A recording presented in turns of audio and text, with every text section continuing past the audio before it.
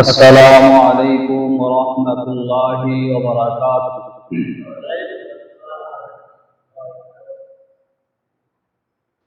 الحمد لله نحمده ونستعينه ونستغفره ونؤمن به ونتوكل عليه ونعوذ بالله من شرور أنفسنا ومن سيئات أعمالنا. من يهده الله فلا مضل له ومن يضلله فلا هادي له. ونشهد أن لا إله إلا الله وحده لا شريك له ولا وزير له ولا نزير له ولا مشير له ولا معين له. وصل على سيد الرسل وخاتم الأنبياء المبعوث إلى كافة الناس بشيرا ونذيرا وداعيا إلى الله بإذنه وسراجا منيرا. أما بعد فقد قال الله تعالى في كلامه المجيد وفرقانه الحميد. أعوذ بالله من الشيطان الرجيم. بسم الله الرحمن الرحيم. يا أيها الذين آمنوا أطيعوا الله وأطيعوا الرسول وأولي الأمر منكم فإن تنازعتم في شيء فردوه إلى الله والرسول إن كنتم تؤمنون بالله ورسوله ذلك خير وأحسن تأويلا. وقال رسول الله صلى الله عليه وسلم: من أحب سنتي فقد أحبني ومن أحبني كان معي في الجنة أو كما قال النبي صلى الله عليه وسلم. صدق الله مولانا العظيم وصدق رسوله النبي الكريم ونحن على ذلك من الشاهدين والشاكرين والحمد لله رب العالمين. সকলেই মুহাব্বতের সাথে দুরূদ ইব্রাহিম পড়ি। اللهم صل على محمد وعلى آل محمد كما صليت على إبراهيم وعلى آل إبراهيم إنك حميد مجيد. اللهم بارك على محمد وعلى آل محمد كما باركت على إبراهيم وعلى آل إبراهيم إنك حميد مجيد. মহান রব্বুল আলামিনের দরবারে অসংখ্য অগণিত শুকরিয়া যে মহান রব্বুল আলামিন আমাদেরকে রবিউল আউয়াল মাসের দ্বিতীয় জুমায় আমাদেরকে তার ইবাদতের জন্য পৃথিবীর সর্বশ্রেষ্ঠ স্থান আল্লাহ তাআলার প্রিয় স্থান তার ঘর মসজিদে তার ইবাদতের জন্য জুমার নামাজ আদায়ের জন্য আসার বসার তৌফিক দান করেছেন। এই জন্য অন্তরের অন্তঃস্থল থেকে মনকে উজাড় করে কালিমাতুশ শুকর আদায় করি আলহামদুলিল্লাহ। আমি আপনাদের সম্মুখে সূরাতুন নিসার 59 নম্বর আয়াত তেলাওয়াত করেছি। আল্লাহ রাসূলের অসংখ্য অগণিত হাদিস তিরমিজি শরীফের 2678 নম্বর হাদিস আপনাদের সম্মুখে আমি তেলাওয়াত করেছি। গত জুমায় জোসনে জুলুস, ঈদে মিলাদুন নবীর উৎপত্তি এবং প্রবর্তক সম্পর্কে আলোচনা করেছিলাম। রাসূলুল্লাহ সাল্লাল্লাহু আলাইহি ওয়াসাল্লামের মিলাদ সম্পর্কে আলোচনা করেছিলাম। যে আয়াত এবং হাদিস আপনাদের সম্মুখে তেলাওয়াত করেছি, আল্লাহ যদি তৌফিক দান করেন এই আয়াত এবং হাদিসকে সামনে রেখে রাসূলুল্লাহ সাল্লাল্লাহু আলাইহি ওয়াসাল্লামের সিরাত সম্পর্কে কিছু আলোচনার চেষ্টা করব ইনশাআল্লাহ। সিরাত শব্দের অর্থ হলো আদর্শ। সিরাত অর্থ কি? আদর্শ। আর সিরাতুন নবী শব্দের অর্থ হলো নবীর আদর্শ, নবীর জীবনী। রাসূলুল্লাহ সাল্লাল্লাহু আলাইহি ওয়াসাল্লামের জন্ম থেকে নিয়ে মৃত্যু পর্যন্ত যে কোনো অবস্থা নিয়ে আমরা আলোচনা করি না কেন, ওইটাই সিরাত। আর যে কোনো বিষয়ে আমাদের জন্য রাসূল আমাদের জন্য আদর্শ রেখে গেছেন। রাসূলের জীবনের যে কোনো সাইড নিয়ে আমরা আলোচনা করব, আমরা লাভবান হব, আমরা উপকৃত হব, আমরা বরকত অর্জন করতে পারবো, আমরা কামিয়াবি মঙ্গল অর্জন করতে পারবো। শুধু এতটুকু করা লাগবে, রাসূলের জীবনীকে আমরা জানবো, জানার সাথে সাথে এগুলা মানবো। রাসূলের জীবনী শুনবো, রাসূলের জীবনী পড়ব এবং রাসূলের জীবন থেকে শিক্ষা অর্জন করে এগুলো আমরা আমাদের জীবনে বাস্তবায়ন করব। যদি আমরা বাস্তবায়ন করতে পারি তাহলে এই ইহকালীন জিন্দেগিতে, দুনিয়ার জিন্দেগিতে আমরা সুখময় শান্তিময় জীবন গড়তে পারবো এবং পরকালীন জীবন আমাদের হবে চিরস্থায়ী মুক্তি, চিরস্থায়ী আরাম আয়েশে। সেই জন্য আমরা রাসূলের সিরাত নিয়ে আলোচনা করব। রাসূল আমাদের জন্য আদর্শ, রাসূল আমাদের জন্য মডেল। এই জন্য রাসূলের প্রত্যেকটা অবস্থা সম্পর্কে আমরা জানার জন্য চেষ্টা করব এবং জানবো, মানবো, শুনবো, মানবো। সামিয়ানা ওয়া আতানা, সামিয়ানা ওয়া আতানা, শুনলাম, মানলাম, শুনলাম, মানলাম, জানলাম, মানলাম। সামিয়ানা ওয়া আসাইনা যেন না হয়, শুনলাম, মানলাম না, শুনলাম, মানলাম না, জানলাম, মানলাম না, এরকম না। তাহলে আমরা সকলেই মানার নিয়তে, আমলের নিয়তে শুনতে প্রস্তুত আছি তো ইনশাআল্লাহ? আল্লাহ পাক আমাদেরকে তৌফিক দান করুন।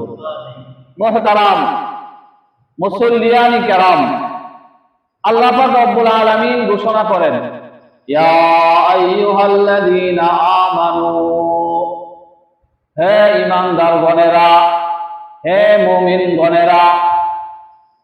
আমরা এখানে যারা উপস্থিত আছি আমরা সকলে ঈমানদার কিনা? নিজেকে মুসলমান মনে করি কিনা? ঈমানদার মুমিন আমরা মনে করি কিনা? একটু জোরে বলি সবাই, আমরা সবাই ঈমানদার কিনা? আল্লাহ তাআলা ওয়াজ করতেছেন তাদেরকে, ঈমানদারদেরকে।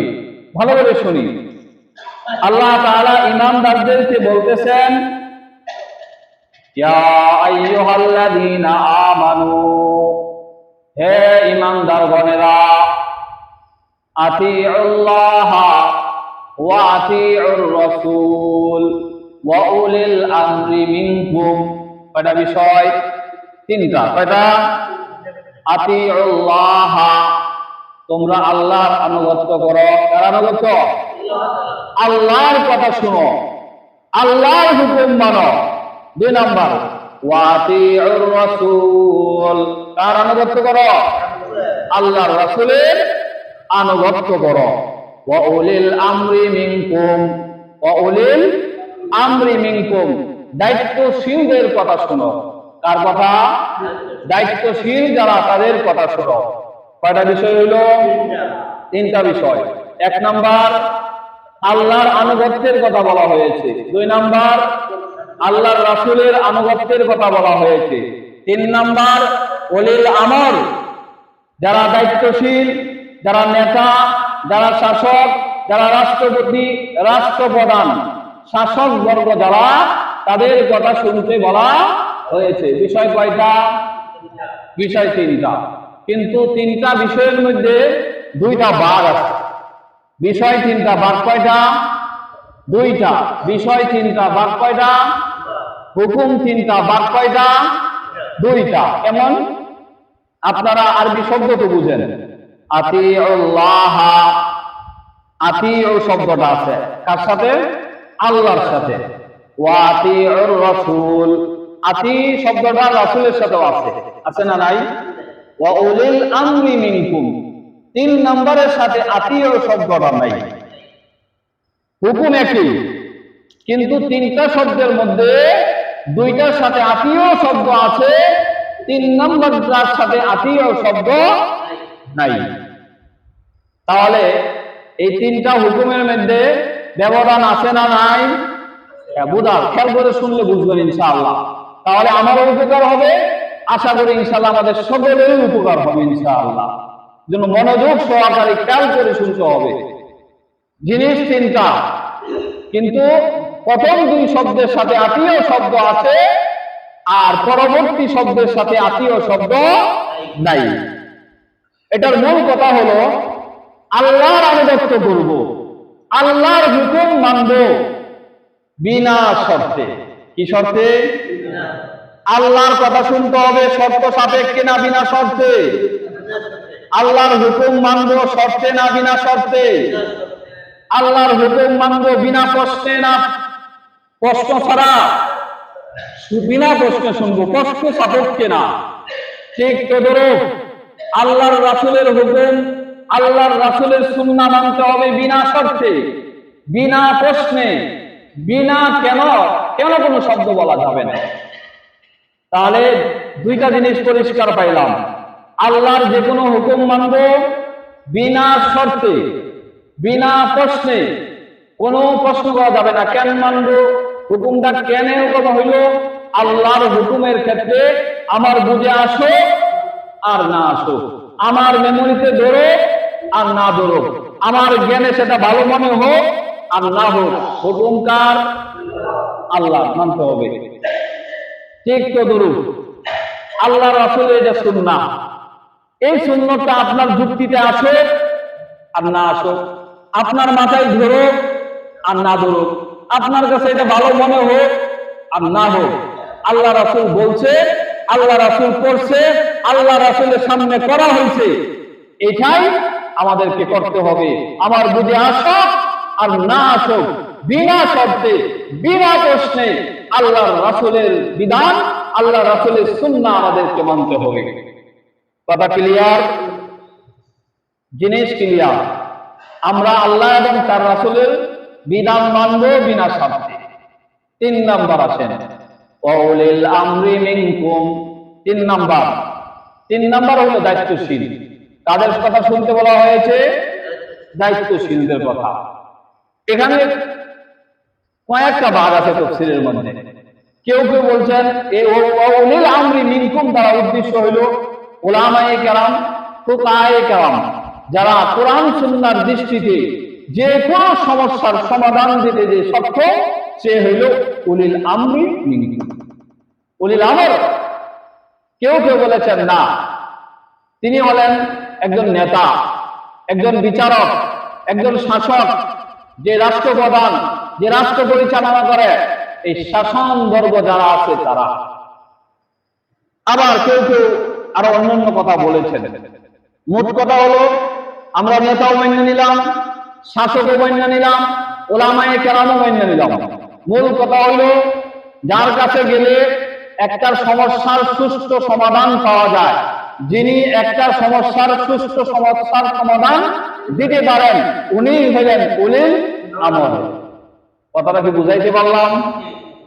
যিনি উপস্থিত যে কোনো সমস্যার সমাধান দিতে পারেন, পক্ষপাতিত্ব কইরা নাকি বিনা পক্ষপাতিত্ব কইরা? বিনা পক্ষ হইয়া সুষ্ঠু সমাধান যিনি দিতে পারেন, উনি উলিল আমর, আমরা মেনে নিলাম। এখন উলিল আমরের কথাগুলো আমরা মানব স্বার্থে না বিনা স্বার্থে? না, শর্ত সাপেক্ষে, প্রশ্ন সাপেক্ষে। এই জন্যই আল্লাহ পাক রব্বুল আলামিন উলিল আমরের সাথে আত্মীয় শব্দ যুক্ত করে নাই। কথা কি বুঝাইতে পারলাম? উলিল আমর যেন থাকবে, যিনি নেতা থাকবে, যিনি শাসক থাকবে, হোক না সে আমার মসজিদের ইমাম, হোক না সে আমার মাদ্রাসার প্রিন্সিপাল, হোক না সে আমার এলাকার, আমার সমাজের সভাপতি, আমার এলাকার নেতা, হোক না সে আমার এলাকার এমপি, হোক না সে মেম্বার, হোক না সে চেয়ারম্যান, হোক না সে প্রধানমন্ত্রী, হোক না সে রাষ্ট্রপতি, যে কেউ উলিল আমর হতে পারে, তবে তাকে মানবে বিনা শর্তে না শর্তে? শর্তের সাথে। কার সাথে? প্রশ্নের সাথে। বিনা শর্তে, বিনা বাক্যে, বিনা প্রশ্নে উলিল আমরকে মানা যাবে না। এই জন্যই আল্লাহ পাক রব্বুল আলামিন আল্লাহর সাথে আত্মীয় শব্দ ব্যবহার করেছেন, রাসূলের সাথে আত্মীয় শব্দ ব্যবহার করেছেন। উলিল আমর বলার ক্ষেত্রে আত্মীয় শব্দ বলে নাই, বরং পরবর্তী আরেক শব্দ বলেছেন। কি বলছেন? ফাইন তানাযাতুম ফি শাইইন ওয়া উলিল আমরি মিনকুম ফাইন তানাযাতুম ফি শাইইন। এই দুনিয়াতে মানুষ চলতে ফিরতে বিভিন্ন সমস্যার সম্মুখীন হবে, এটাই স্বাভাবিক। ঝগড়া ফাসাদ হবে, এটাই স্বাভাবিক। জুলুম, অত্যাচার, নিপীড়ন, নিষ্কর্ষণ হবে, এটাই স্বাভাবিক। এটার সমাধান আছে না নাই? সামাজিকভাবে দিবে, অথবা রাষ্ট্রীয়ভাবে দিবে, অথবা প্রশাসনের দ্বারস্থ হবে, মামলা মোকদ্দমার মধ্যে সমাধান হবে, হবে তো? এই জন্য এই সমাধান করার ক্ষেত্রে এই মসজিদের পঞ্চায়েতের কথার কথা মুরব্বী আছে 10 জন। এই 10 জন কোনো একটা বিষয় নিয়ে বসলো। এই 10 জনের মধ্য থেকে 8 জন এক পক্ষ, অর্থাৎ একটা প্রস্তাব আছে, 8 জন বলছে ভালো, 2 জন বলছে না। এরকম হইতে পারে না? পারে না? বিচারকের রায় দিছে, কয়েকজন জজ খারাপ, একজনে বললো স্যার আমার কথা আছে। এরকম বিচার দিতে গেলে বিচারের রায় প্রদান করার পরেও কেউ কেউ কাউন্টার দেয় না? দেয় না? কাউন্টার দেয়। এই জন্য আল্লাহ বলছে এই উলিল আমর যারা দায়িত্বশীল হবে, যারা নেতা হবে, যারা শাসক হবে, যারা মুফতি হবে, পীর হবে, আলেম হবে, যারা সমাধান দিবে, সমাধান দেওয়ার ক্ষেত্রে যদি ফাইন তানাযাতুম ফি শাই, কোন ব্যাপারে যদি মতবিরোধ দেখা দেয়, মতানৈক্য দেখা দেয়, ইখতিলাফ দেখা দেয়, সমাধান আছে না নাই? ওই সমাধান কেমনে করবা? এই আল্লাহ সমস্যার সমাধানের রাস্তা দেখাই দিতেছে। ফাইন তানাযাতুম ফি শাই ফারুদ্দুহু ইলাল্লাহি ওয়া রাসূলি। সুবহানাল্লাহ, আল্লাহু আকবার। ফারুদ্দুহু, এই সমস্যাটা নিয়ে যান। যে বিষয়ে ইখতিলাফ হয়েছে, মতবিরোধ হয়েছে, আপনারা সকলে মিলে সমস্যার সমাধান পাচ্ছেন না, আল্লাহ এবং তার রাসূলের কাছে নিয়ে যান। কার কাছে? আল্লাহ এবং তার রাসূল। আল্লাহ রাসূল জীবিত আছেন এখন? নাই। কোথায় যেতে হবে? কোরআন ও হাদিসের কাছে, কোরআন সুন্নাহর কাছে যেতে হবে। কোরআন সুন্নাহওয়ালা যারা আছে তাদের কাছে যাওয়া লাগবে। যদি কি করো? ইন কুনতুম তুমিনুনা বিল্লাহি ওয়া রাসূলি, ও ঈমানদারেরা, যদি আল্লাহকে বিশ্বাস করো পরিপূর্ণভাবে, আখিরাতকে বিশ্বাস করো পরিপূর্ণভাবে, তাহলে এই নির্দেশনা তোমার জন্য। এই নির্দেশনা কার? তুমি আল্লাহ মানো না, কোরআন মানো না, কবর মানো না, আসর মানো না, তোমার লেগে না। যে আল্লাহকে মানো, আখিরাতকে মানো, তোমার জন্য এই উপদেশ। কি উপদেশ? ইখতিলাফ হয়েছে কোন বিষয়ে, মতবিরোধ হয়েছে, সমস্যার সমাধানে বসতে পারো না, তারা কোরআন হাদিসের কাছে যাও, কোরআন ওলামাদের কাছে যাও, হাদিস ওলামাদের কাছে যাও, সুন্নাহ ওলামাদের কাছে যাও। তাদের কাছ থেকে কোরআন সুন্নাহর আলোকে এর সমস্যার সমাধান কি, এই সমাধান খুঁজে বের করে তুমি ফায়সালা দাও। وَأُولِي الْأَمْرِ مِنْكُمْ فَإِنْ تَنَازَعْتُمْ فِي شَيْءٍ فَرُدُّوهُ إِلَى اللَّهِ وَرَسُولِهِ إِن كُنتُمْ تُؤْمِنُونَ بِاللَّهِ وَرَسُولِهِ ذَلِكَ خَيْرٌ وَأَحْسَنُ تَأْوِيلًا। ওয়াযালিকা খায়র, এটাই হলো তোমার জন্য উত্তম পদ্ধতি। সুবহানাল্লাহ বলনা। ওয়া আহসানু তা'বিলা, আর কতই না উত্তম এই তোমার শুভ পরিণাম, শেষ পরিণাম। তাহলে আয়াতের তর্জমাটা আমরা কি বুঝলাম সুন্দরভাবে? আয়াতের সমাজ বুঝছি? আসেন, কোরআন সুন্নাহর আলোকে আমার ইমাম সাহেব যখন সমাধান দিবে আমি মানতে বাধ্য, আমি যদি আল্লাহকে বিশ্বাস করি। আমার বাবা যদি কোন ফায়সালা দেয় সেটা যদি কোরআন সুন্নাহর পক্ষে হয় আমি মানব। আমার পীর সাহেব যদি কোন সমস্যার সমাধান দেয় যতক্ষণ কোরআন সুন্নাহর আলোকে হবে আমি মানব। এই জন্য এখানে উলুল আমর, আমার পীর সাহেব হোক, আমার হুজুর হোক, আমার আলেম হোক, আমার বাবা হোক, আমার মা হোক, আমার দলের নেতা হোক, যে হোক না কেন, যখন এটা কোরআন সুন্নাহ মোতাবেক হবে, কোরআন সমর্থন করবে, রাসূল সমর্থন করবে, আমার মানতে কোনো অসুবিধা নেই। আর যখন আমার নেতার হুকুম, আমার নেতার নির্দেশ, আমার নেত্রীর নির্দেশ, এটা যদি আমার আল্লাহর বিধানের সাথে সাংঘর্ষিক হয়, আমার প্রিয় নবী সাল্লাল্লাহু আলাইহি ওয়াসাল্লামের বিধানের সাংঘর্ষিক হয়, বিপরীত হয়, সে আমার দলের নেতা হতে পারে, সে আমার দলের নেত্রী হতে পারে, সে আমার এলাকার নেতা হতে পারে, সে এলাকার মাতবর হতে পারে, সে মেম্বার চেয়ারম্যান হতে পারে, সে রাষ্ট্রপতি হতে পারে, সে আমার মা হতে পারে, সে আমার বাবা হতে পারে, সে আমার বড় ভাই হতে পারে, সে পৃথিবীর যেই হোক না কেন, কোরআন সুন্নাহর বিরুদ্ধে যদি কোনো কথা বলে, কোরআন সুন্নাহর সাথে সাংঘর্ষিক কোনো কথা বলে, তাহলে আমি আব্দুল্লাহ, আমি আব্দুর রহমান, আমি আব্দুর রহিম সেটাকে প্রত্যাখ্যান করব। এই শিক্ষাই হলো এই আয়াতের মূল শিক্ষা। আমরা কি বুঝলাম না বুঝি নাই? তাহলে এই আয়াতের শানে নজর একটু শুনি। আল্লাহ রাসূল সাল্লাল্লাহু আলাইহি ওয়াসাল্লাম আনসার সাহাবীদের মধ্য থেকে একজন আনসারী সাহাবীকে এক জিহাদের ময়দানে সেনাপতি নিযুক্ত করে যুদ্ধের ময়দানে পাঠালেন। সমস্ত সাহাবীদেরকে উপদেশ দিলেন, ও আমার সাহাবীরা, যাকে আমি সেনা প্রদান করে পাঠাইলাম তার পরিপূর্ণ আনুগত্য করবে, যা বলে তাই শুনবে তোমরা। যুদ্ধের ময়দানে চলে গেল। সম্ভবত নামটা আব্দুল্লাহ ইবনে জুবায়ের হবে। সাহাবী হুকুম করলেন, বললেন আল্লাহ রাসূল বলছে আমার আনুগত্য করার জন্য, যখন আমি যা বলবো তাই করবে। সাহাবী অর্ডার দিলেন, নির্দেশ দিলেন, তোমরা লাকড়ি সংগ্রহ করো, লাকড়ি সংগ্রহ করে জমা করো। সাহাবায়ে কেরাম বিনা শর্তে কি করলেন? লাকড়ি সংগ্রহ করলেন, লাকড়ি টুকাইয়া জমা করলেন। 2 নাম্বার হুকুম করলেন, লাকড়িতে আগুন দাও, আগুন জ্বালাইয়া দাও।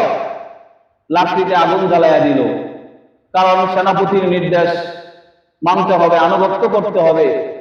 3 নাম্বার নির্দেশ দিলেন সাহাবায়ে কেরামদেরকে, আগুন প্রজ্বলিত শুরু হয়ে গেছে, আগুন জ্বলতেছে, দাউ দাউ করে জ্বলা শুরু হয়ে গেছে, আগুনের অগ্নিস্ফুলিঙ্গ বের হয়ে গেছে। সাহাবায়ে কেরামদেরকে বলল, তোমরা কি দাও? জাপ দাও। সাহাবায়ে কেরাম জাপ দিতে প্রস্তুত হয়ে গেছে। একজন যুবক সাহাবী দাঁড়াইয়া গেল, আমার কথা আছে, কি আছে? কথা আছে। আমরা ঈমান গ্রহণ করেছি, আমরা মুসলমান হয়েছি, মুসলমান হয়েছি দুনিয়ার আগুন থেকে বাঁচার জন্য, আখিরাতের আগুন থেকে বাঁচার জন্য। যে আগুন থেকে বাঁচার জন্য ঈমান গ্রহণ করলাম, রাসূলকে নবী হিসাবে মেনে নিলাম, এই দুনিয়ার আগুনে আমরা ঝাঁপ দিতে পারি না। হ্যাঁ, যদি এই প্রশ্ন, এই অবস্থাটা, এই প্রেক্ষাপটটা আমাদের নবী মুহাম্মদুর রাসূলুল্লাহ সাল্লাল্লাহু আলাইহি ওয়াসাল্লামকে জানাবো, যদি রাসূল বলে যে হ্যাঁ ঝাঁপ দাও, তাহলে বিনা শর্তে, বিনা প্রশ্নে আমরা আগুনে ঝাঁপ দিব। রাসূল যদি বলে না ঝাঁপ দিও না, তাহলে আর ঝাঁপ দেওয়ার প্রয়োজন নাই।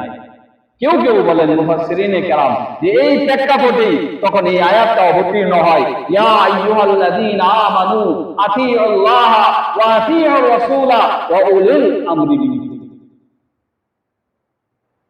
এই এক প্রেক্ষাপট।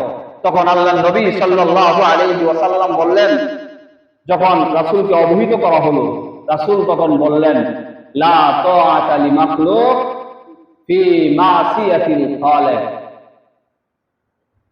স্রষ্টার আনুগত্যের বাইরে গিয়ে কোন সৃষ্টির আনুগত্য করা যাবে না, যাবে না, যাবে না। এই কথাটা মুখস্থ রাখার দরকার, সবার মুখস্থ রাখার দরকার। বলেন, সৃষ্টির স্রষ্টার আনুগত্যের বাহিরে গিয়ে, স্রষ্টার আনুগত্যের বাহিরে গিয়ে, স্রষ্টার হুকুমের বাহিরে গিয়ে সৃষ্টির কোনো আনুগত্য করা যাবে না। তাহলে স্রষ্টাকে আল্লাহ, যিনি আমাকে সৃষ্টি করেছেন তিনি আমার স্রষ্টা, যিনি আমাকে পালেন তিনি আমার স্রষ্টা, যিনি আসমান বানিয়েছেন তিনি স্রষ্টা, যিনি জমিন বানিয়েছেন তিনি স্রষ্টা, যিনি এই পৃথিবী নিজাম করেছেন তিনি আমার স্রষ্টা। পৃথিবীর সব হলো মাখলুক, সব হলো সৃষ্টি, একমাত্র আল্লাহ হলেন স্রষ্টা। এই জন্য আল্লাহ রাসূল পরিষ্কার বলে দিলেন যে যেই জায়গায় তোমরা দেখবা যে এই হুকুম মানলে আমার স্রষ্টা অখুশি হয়, অসন্তুষ্ট হয়, আমার স্রষ্টার আনুগত্যের বাহিরে চলে যায়, আমার স্রষ্টার হুকুমের সাথে সাংঘর্ষিক হয়, এই কথা মানা যাবে। এই পৃথিবীতে আল্লাহ এবং তার রাসূলের পরে সবচেয়ে সম্মানিত ব্যক্তি, আমাদের শ্রদ্ধার পাত্র, যার কথা সবচেয়ে বেশি মানতে হয় সে কে? আমার মা, আমার বাবা। কথা ঠিক না ঠিক? এই পৃথিবীতে সবচেয়ে মা বাবার কথা বেশি শুনতে হবে না, বেশি আনুগত্য করা লাগবে না। কিন্তু সেক্ষেত্রেও মা যদি এমন হুকুম করে যেটা আমার আল্লাহর হুকুমে নাই, আল্লাহর হুকুমের বিরোধী, আল্লাহ রাসূলের তরিকার বিরোধী, মার কথাও শোনা যাবে না, বাবার কথাও শোনা যাবে না। হোক না আমার পীর সাহেবের কথাও শোনা যাবে না, হোক না সে আমার দলের নেতা, আমার দলের চেয়ারম্যান, আমার দলের নেত্রী, কথা শোনা যাবে না। যদি শুনতে হয় আপনি ইমানদার না, আপনি ইমানদার না, আপনি পরিপূর্ণ মুসলমান দাবি করতে পারেন না। এই আয়াত। এই জন্য যদি কেউ বলে নামাজ পড়া যাবে না, মানা যাবে? মা বললে, বাবা বললে, অযুবক তোমাকে কয়েকদিন পর বিবাহ শাদী করাইতে হবে, দাড়ি রাখলে এখন অসুন্দর দেওয়া যায়, দাড়ি রাখলে সুন্দর মেয়ে পাওয়া যাবে না, সম্ভ্রান্ত বংশের মেয়ে পাওয়া যাবে না, দাড়িটা কয়েকদিন পরে রাখলেও তো হয়। এরকম মা বাবা সমাজে আছে না নাই? বড় ভাই বোন এরকম আছে না নাই? যুবকরা দাড়ি রাখতে বাধা দেয়, তিরস্কার করে, টিটকারি মারে, তাকে অবদস্থ অপমানিত করে, এই সমাজে আছে না নাই? এই ক্ষেত্রে আমি দাড়ি রাখলে মা অখুশি, আমি দাড়ি রাখলে বাবা অসন্তুষ্ট, আমি দাড়ি রাখলে বিবি অসন্তুষ্ট, আমি দাড়ি রাখলে বড় বোন অসন্তুষ্ট, বড় ভাই অসন্তুষ্ট। বড় ভাইয়ের কথা শোনা যাবে না, বড় বোনের কথা শোনা যাবে না, মা বাবার কথা শোনা যাবে না, সমাজের কথা শোনা যাবে না। এটা আমার আল্লাহর নবীর সুন্নাত, আমাকে মানতেই হবে। এটা আল্লাহর নবীর তরিকা, মানতেই হবে। এখানে কারো আনুগত্য করা চলবে? কথাকে বুঝাইতে পারলাম? সুদ খাওয়া, ঘুষ খাওয়া হারাম কিনা? হারাম কিনা? জিনা করা হারাম কিনা? হ্যাঁ, হারাম। এখন কোন বন্ধু বান্ধব যদি পরামর্শ দেয় চল, জানের জান, কোরআনের পরাণ, আসেনি বন্ধু বান্ধব? হ্যাঁ, এই বন্ধু বান্ধবের পাল্লাই কইরা বন্ধুর মান রক্ষা করতে গিয়ে জিনা করা যাবে, বেবিচারি করা যাবে, অন্যায় করা যাবে, কারোর উপর আঘাত করা যাবে, মিথ্যা সাক্ষী দেওয়া যাবে, মিথ্যা কথা বলা যাবে, মিথ্যা কসম করা যাবে, কারোর উপর জুলুম করা যাবে, কারো কষ্ট দেওয়া যাবে? যাবে না। কারণ আবার আল্লাহর বিধানে এগুলো নাই, আল্লাহর বিধানে এগুলো নাই। এটাই হচ্ছে রাসূলের আদর্শ। রাসূলকে কেন মানবেন না? রাসূল এমন একজন মহামানব ছিলেন, এমন একজন পৃথিবীতে এমন একজন মানব ছিলেন যার বিকল্প দ্বিতীয় কোনো মানুষ নাই, যার বিকল্প দ্বিতীয় কোনো সৃষ্টি নাই। পৃথিবীতে এমন কোনো মানুষ নাই আল্লাহর নবী ছাড়া, যার জন্ম থেকে শুরু করে মৃত্যু পর্যন্ত সমস্ত জিনিস ওপেন, সমস্ত জিনিস রেকর্ড করা, সমস্ত জিনিস আলোচনা করা আছে পৃথিবীতে? আছে? আপনি আপনার নেতার প্রশংসা করবেন, আমার নেতার চরিত্র ফুলের মতো পবিত্র, আমার নেতা দানবীর, আমার নেতা দান করে, আমার নেতা ব্রিজ করে দেয়, আমার নেতা রাস্তাঘাট করে দেয়, আমার নেতার কাছে বিধবা গেলে সাহায্য করে। একটা সাইড। আপনার নেতা গাঁজা খায়, আপনার নেতা মদ খায়, আপনার নেতা নারীখোর, রাতের অন্ধকারে। আছে না না এরকম নেতা? হ্যাঁ, নেতার এক সাইড বলা হয়, নেতার আরেক সাইড। এই তো নেতাদের অবস্থা, নাকি আর বাহিরে? আরে কথা বলেন না কেন? নাকি বুঝেন না আপনারা? আমার ভাইয়ের চরিত্র ফুলের মতো পবিত্র, নেতার একটা সাইড বলা যায়, নেতার আরেক সাইড। আপনার বাবা অনেক ভালো, আপনার বাবার সব সাইড আলোচনা করা যায়। আপনার বাবা ব্যক্তি জীবনে ভালো, পারিবারিক জীবনে ভালো, সাংসারিক জীবনে ভালো, সামাজিক জীবনে ভালো, সব আলোচনা। আপনার বাবা যা করে সব আলোচনা করার মতো? কথা কয় না। সব আলোচনা করার মতো? আপনার বাবার ভালো সাইড গুলো আলোচনা করতে পারবেন, মন্দ সাইড গুলো আলোচনা হয় না। কথা ঠিক না বেঠিক? আপনার আলেম, একজন আলেম কি বলতে পারবে তার সব কিছু আলোচনা করার মতো? তার হয়তো মানুষের সাথে আচার ব্যবহার ভালো, ফ্যামিলির সাথে আচার ব্যবহার ভালো না, আছে না নাই? তার এলেম কালাম সব ভালো, কিন্তু তার লেনদেন ভালো না, আছে না নাই? পীর সাহেব 10টা গুণের মধ্যে 8টা ভালো, 2টা ভালো না, আছে না নাই? পৃথিবীতে এমন কোন পার্সন নাই যার সমস্ত কিছু আলোচনা করার মতো, যার সমস্ত কিছু শিক্ষণীয়, যার সব কিছু পালনীয় একমাত্র নবী, সর্বকালের সর্বশ্রেষ্ঠ সর্বশেষ নবী মুহাম্মদ আরবি, মুহাম্মদ রাসূলুল্লাহ সাল্লাল্লাহু আলাইহি ওয়াসাল্লাম, যার সব কিছু আলোচনা উপেনলি। সুবহানাল্লাহ। কিভাবে চলছেন, কিভাবে খাইছেন, কিভাবে বাথরুমে গেছেন, বিবিদেরকে নিয়ে কিভাবে ঘুমাইছেন, এগুলাও প্রকাশ। সুবহানাল্লাহ কন্যা। বা বিবিরে আদর করছেন, এগুলো কিতাবে আছে, আলোচনা করবেন। এমন নবীরে মানবেন না কোন নবীরে মানবেন? আর মানবেন কারে বলেন? মুসলমান, আমাদের রাসূলের কোন সাইড? গত জুমাও বলছিলাম, শিশু তুমি যদি আদর্শ খুঁজো, রাসূলের মাঝে তুমি কি পাইবা? তোমার আদর্শ পাইবা। আপনারা জানেন, ঘটনা বলার তো উদ্দেশ্য না, রাসূল যখন এই লম্বা চড়া করো না, হালিমাতুস সাদিয়া দুধ খাওয়ানোর জন্য নিয়ে গেলেন, আল্লাহ রাসূল অবশ শিশু গিয়া দেখলেন আরেকজন আব্দুল্লাহ আছে, ওই মা দুধ খায়। আল্লাহ রাসূল একদিনের জন্য, এক মুহূর্তের জন্য 2 স্তন পান করে নাই। সুবহানাল্লাহ। কয়টা? 1 স্তন পান করেছেন। শিশুবেলা ইনসাফ করে জাতিতে দেখাইছে।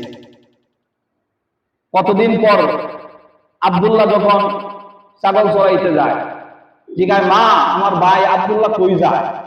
ও ছাগল চড়াইতে যায়। আব্দুল্লাহ একটু বড়, না আমার ভাইয়ের সাথে আমিও যাবো ছাগল চড়াইতে। ইনসাফ দেখা গেছে। যৌবনকাল ইনসাফ দেখা গেছে, বৃদ্ধকাল ইনসাফ দেখা গেছে। মুসলমানদের ধর্ম একমাত্র ধর্ম যেগুলো সব কিছু পালনীয়, গ্রহণীয়, কবুল করার মতো, গ্রহণ করার মতো। আল্লাহর নবীর আদর্শ যে সাইডে দেখবেন সেই সাইডে আপনি পালন করার মতো। অন্য ধর্মগুলো দেখেন, বৌদ্ধ ধর্ম দেখেন, বৌদ্ধ ধর্মের প্রধানের নাম ছিল গৌতম বুদ্ধ। জানেন আপনারা কি নাম? গৌতম বুদ্ধের একটা থিওরি ছিল, কথা ছিল, জীব হত্যা মহাপাপ। আপনারা শুনছেন না কোনোদিন? অনেক দেওয়ালেও লেখা থাকে জীব হত্যা কি পাপ, জীব হত্যা মহাপাপ। নাউজুবিল্লাহ কন্যা। আচ্ছা, যে এই কথাটা বলছে সে কি মানতে পারছে জিন্দিগিতে? গৌতম বুদ্ধ কি এই কথাটা মানতে পারছে কোনোদিন? ওর জাতি মানতে পারছে?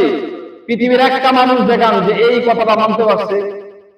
ইসলাম এমন একটা ধর্ম, এমন কথা বলে যা পালনীয়, এমন কথা যা গ্রহণীয়, এমন কথা আল্লাহ রাসূল বলেন নাই যে এই কথাটা রাসূল বাস্তবায়ন করে নাই। সুবহানাল্লাহ। সাহাবায়ে কেরাম জিজ্ঞাসা করছে, আয়েশা রাদিয়াল্লাহু তাআলা আনহাকে যে আল্লাহ রাসূলের চরিত্র কি, আল্লাহ রাসূল কোরআনের ব্যাখ্যা কি, তখন বলছেন কোরআন হলো এটা বাস্তব নমুনা আর আল্লাহ রাসূল হলো জীবন্ত নমুনা। সুবহানাল্লাহ। এই কোরআনটার পুরো ব্যাখ্যাই হলো আল্লাহর নবী সাল্লাল্লাহু আলাইহি ওয়াসাল্লাম। দেখেন হাঁস, মুরগি, গরু, ছাগল এগুলা জীব কিনা, মাছ জীব কিনা, গাছপালা জীব কিনা, এগুলা জান আছে না নাই, আত্মা আছে না নাই? গৌতম বুদ্ধ কি জীবনে মাছ খায় নাই, হাঁস মুরগি খায় নাই কোনোদিন? ইতিহাস দেখে তার অনুসারে কি খায় না? হ্যাঁ, যে জীব হত্যা মহাপাপ যদি হয়, কবিরা গুনাহ যদি হয়, অন্যায় যদি হয়, তাহলে এটা করে তুমি তো আল্লাহর নাফরমানি করে দুনিয়া থেকে জাহান্নামের সার্টিফিকেট নিয়ে গেল। তুমি এরকম হিন্দুর দিকে যান, খ্রিস্টানের দিকে যান, সবার এরকম থিওরি আছে, কিন্তু একমাত্র সত্য ধর্ম এবং সঠিক ধর্ম আমাদের ইসলাম ধর্ম এবং নবী আলাইহিস সালাতু ওয়াস সালামের প্রত্যেকটা আদর্শই আমাদের জন্য আদর্শ। শুধু তাই নয়, কোরআনুল কারীমের অসংখ্য আয়াত আছে আল্লাহ রাসূলের পক্ষে আনুগত্যের ব্যাপারে। এই সূরা নিসার ৮০ নম্বর আয়াতে আছে, মাই ইউতিউর রাসূলা ফাকাদ আতা আল্লাহ। সুবহানাল্লাহ। যে আমার রাসূলের আনুগত্য করলো, ফাকাদ আতা আল্লাহ, সেজন্য আল্লাহ, আমি আল্লাহরই আনুগত্য করব। সুবহানাল্লাহ। তাহলে আল্লাহর আদেশ, আল্লাহ রাসূলের কথা মানা, আল্লাহ রাসূলের সুন্নাত মোতাবেক জীবন যাপন করা, এটাই আল্লাহর হুকুমই। কার হুকুম?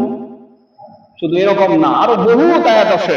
এজন্য পৃথিবীর সব কিছু চাইতে আমি আমার নবীকে বেশি ভালোবাসবো ইনশাআল্লাহ। যদি ভালোবাসতে পারি তাহলে প্রকৃত ইমানদার হওয়া যাবে না, প্রকৃত মুসলমান হওয়া যাবে না, আর জান্নাতে পাওয়ার আশাও করা যাবে না। আমি আপনাদের সম্মুখে যে হাদিসটা পড়লাম তিরমিজি শরীফ থেকে, মান আহাব্বা সুন্নতি ফাকাদ আহাব্বানি ওয়া মান আহাব্বানি কানা মাই ফিল জান্নাহ। আল্লাহ রাসূল বলেন, মান আহাব্বা সুন্নতি, যে আমার সুন্নতকে মহব্বত করবে, যে আমার সুন্নতকে ভালোবাসবে, ফাকাদ আহাব্বানি, সেজন্য আমি নবী মুহাম্মদুর রাসূলুল্লাহ সাল্লাল্লাহু আলাইহি ওয়াসাল্লামকে মহব্বত করব। ওয়া মান আহাব্বানি, আর যে আমাকে মহব্বত করলো, কানা মাই ফিল জান্নাহ, সে জান্নাতে আমার সাথে বসবাস করবে। আমরা কি চাই না আমাদের হাসর আল্লাহ নবীর সাথে হোক? চাই না? চাই না? তাহলে জীবনের সর্বক্ষেত্রে সুন্নতের অনুসরণ করা লাগবে, সুন্নতের অনুসরণ করা লাগবে, আল্লাহর হুকুম মানা লাগবে। কথা পরিষ্কার? আজকের মূল বয়ান ছিল তিনটা জিনিস। কয়টা জিনিস মানব? আতি আল্লাহ, এক নম্বর আল্লাহর আনুগত্য করব, দুই নম্বর আতি রাসূল, দুই নম্বর আল্লাহ রাসূলের আনুগত্য করব। এই দুইটা বিষয় বলছিলাম, শর্তে না বিনা শর্তে? বিনা শর্তে। আল্লাহর হুকুম মানব, বুঝে আসো আর না আসো, আমার ব্রেনে ধরো আর না ধরো, বিনা শর্তে, বিনা বাক্যে, বিনা প্রশ্নে আল্লাহর হুকুম মানব। ঠিক তদ্রুপ আল্লাহর নবীর কোন তরিকা, আল্লাহর নবীর কোন সুন্নাত আমার বুঝে ধরো আর না ধরো, বিনা শর্তে, বিনা প্রশ্নে, বিনা বাক্যে আমরা মানব। দুইটা জিনিস। তিন নাম্বার উলিল আমরি মিনকুম, তিন নাম্বার যিনি হইলেন নেতা, যিনি শাসক, যিনি ইমাম, যিনি আলেম, যিনি পীর, যিনি মাশায়েখ, তাদের কথা মানব বিনা শর্তে নয়, শর্ত সাপেক্ষে। বিনা শর্তে না শর্ত সাপেক্ষে? শর্ত হলো কি?